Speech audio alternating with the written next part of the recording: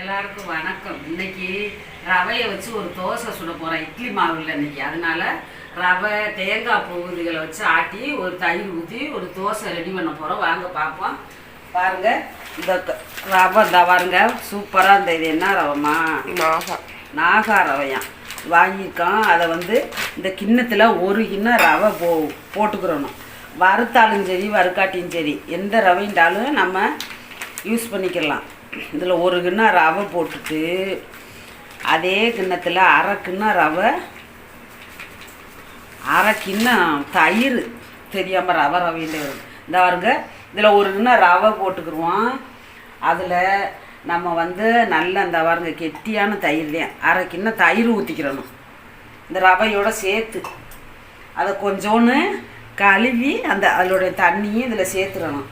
சேர்த்துட்டு பாருங்க, நான் தான் வெங்காயம் ஒரு பெரிய வெங்காயத்தை அரை வெங்காயம் பொடிசாக நறுக்கி இதில் சேர்த்துக்கிறணும், போடணும். அப்புறம் இஞ்சி வந்து ஒரு அரை துண்டு இஞ்சியை கொஞ்சோன்னு கட் பண்ணி மிக்சியில் அடிவிடாதில், அதனால இதையும் சேர்த்துக்கிடுவோம். தேங்காய் பூ வந்து தான் ஒரு கைப்பிடி தேங்காயை துருவி எடுத்து வச்சுருக்கேன், அதையும் சேர்த்து எல்லாத்தையும் நல்லா நைஸாக ஆட்டிக்கிறணும். அது தேவையான அளவு உப்பு ஒரு அரை ஸ்பூனு உப்பு போட்டு நைஸாக ஆட்டிக்கிடுவோம். இப்போ பாருங்கள், இந்த நல்லா நைஸாக ஆட்டியாச்சு. இந்த பதத்துக்கு தான் இருக்கணும்.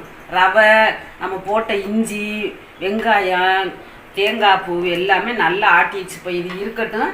இதுக்கு வந்து ஒரு சட்னிக்கு ரெடி பண்ணிக்கிடுவோம். இப்போ ஒரு அடுப்பில் ஒரு சட்டி வச்சுருக்கேன். அதில் வந்து ஒரு 2 ஸ்பூனுக்கு எண்ணெய் ஊற்றிக்கிறணும். எண்ணெய் நல்லா காஞ்ச உடனே பாருங்கள், நான் பச்சை மிளகா பெரிய மிளகாயாக இருந்துச்சு, அதனால் 2 கட் பண்ணி ஒரு 3 மிளகாயை இதில் எடுத்து வச்சுருக்கேன். அது லேசாக ஒரு வதங்கவுமே லேசாக வதங்கின உடனே வந்து ஒரு 5-6 பல்லு பூண்டு வச்சுருக்கேன், வெள்ளைப்பூடு உரிச்சு, அதையும் இதில் போட்டு வதக்கிக்கிறோம். தெரிக்குது கொஞ்சம் தள்ளியே நிறுத்தணும் பச்சை மிளகான்றதுனால. இப்போ ஒரு சின்ன பெரிய வெங்காயம் போடணும், அப்போத்தான் டேஸ்ட்டாக இருக்கும். ஒரு 2 பெரிய சைஸ் வெங்காயத்தை பொடிசாக கட் பண்ணியிருக்கு. இதுலேயும் அதில் லேசாக வதக்கிடணும். கொஞ்சம் அந்த பச்சை வாடை போகிற அளவுக்கு வதக்கினா போதும்.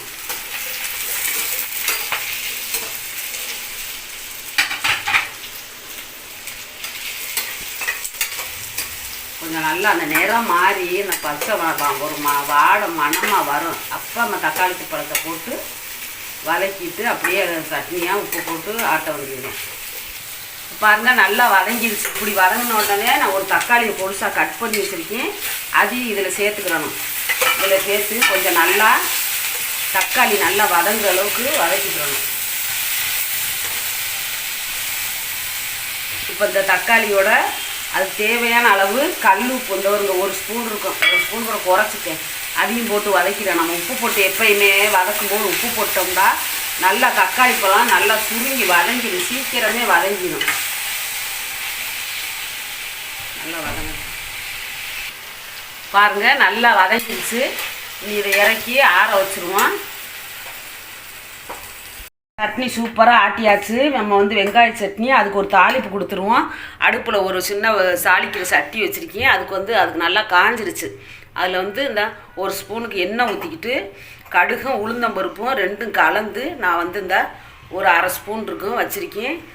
காஞ்ச உடனே அதுக்குள்ள ஒரு கருவேப்பிலை ஒரு கொத்து போட்டு நம்ம அந்த சட்னிக்கு ஒரு தாளிப்பு தாளித்து அந்த சட்னியில் ஊற்றிடுவோம். கடுகு நல்லா பொரியட்டு.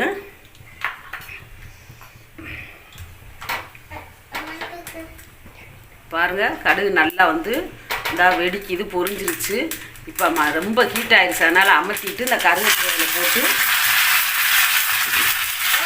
நம்ம ஆட்டி வச்சுருக்க சட்னியில் ஊற்றி சூப்பரான ஒரு வெங்காய சட்னி ரெடி ஆயிடுச்சு. இப்போ அடுத்து நான் ஒரு தோசை கல் வச்சுருக்கேன் பாருங்கள் இருந்துச்சு. அதில் நம்ம ஆட்டி வச்சுருக்க அந்த ரவையை தோசையாக ஊற்றிடுவோம்.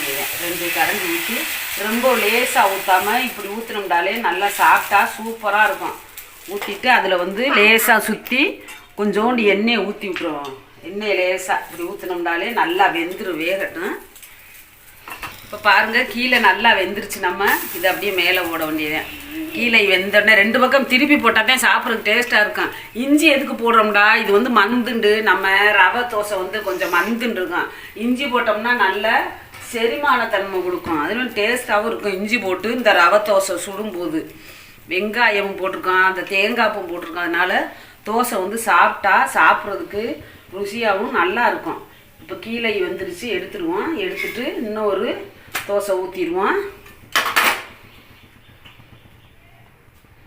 நல்லா நம்ம மாவு இல்லாத நேரங்களில் இந்த மாதிரி ரவை, வீட்டில் இருக்கிற ரவை, வெங்காயம் இதெல்லாம் எப்பயுமே நம்ம வீட்டில் வச்சுருப்போம்ல, அதை வச்சு சிம்பிளான வெங்காய சட்னி வச்சு இந்த மாதிரி சாப்பிட்டா நல்லா டேஸ்ட்டாகவும் இருக்கும். நம்மளுக்கு விசுக்குன்னு வேலை முடிஞ்சிடும் வீட்டில் இருக்கிறதுகளை வச்சு. பாருங்க சூப்பரான நம்ம ரவை தோசை ரெடி ஆயிடுச்சு. எவ்வளவு நல்லா சாப்பிட்டா இருக்கு பாருங்க. தயிர் வேற ஊற்றிருக்கோம்ல, அதனால சாப்பிட்றதுக்கு நல்லா இருக்கும்.